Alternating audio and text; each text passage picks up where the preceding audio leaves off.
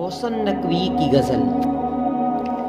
जब तेरी धुन में जिया करते थे हम भी चुपचाप फिरा करते थे।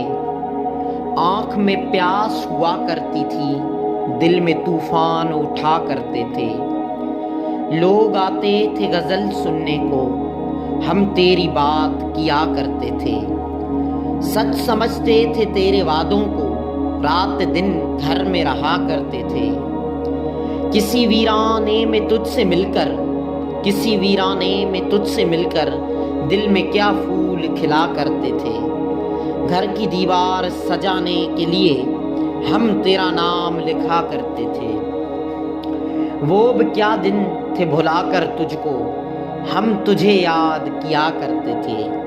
जब तेरे दर्द में दिल दुखता था हम तेरे हक में दुआ करते थे।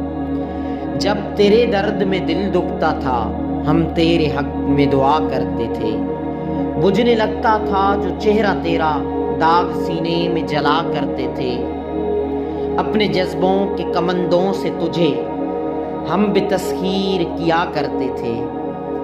अपने आंसू भी सितारों की तरह तेरे होंठों पे सजा करते थे। छेड़ता था गमे दुनिया जब भी हम तेरे गम से गिला करते थे।